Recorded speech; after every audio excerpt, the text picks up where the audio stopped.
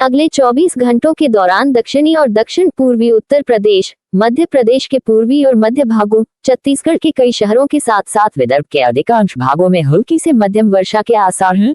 इन भागों में 1-2 स्थानों पर भारी बारिश भी हो सकती है।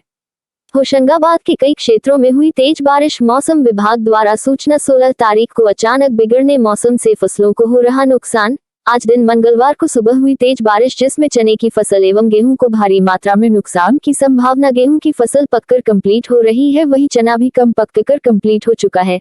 घने बादल छाए और गर्जना के साथ हुई तेज बारिश होशंगाबाद के क्षेत्र में किसानों को हो रही हुए चिंतित। पिछली रबी खरीफ फसल सोयाबीन पैदा न होने से किसान परेशान हो रहे थे, वहीं आगामी रबी फसल गेहूं को देखते हुए मौसम ने करवट बदलते हुए किसानों की परेशानी को बढ़ा दी। होशंगाबाद से प्रवीण गौर।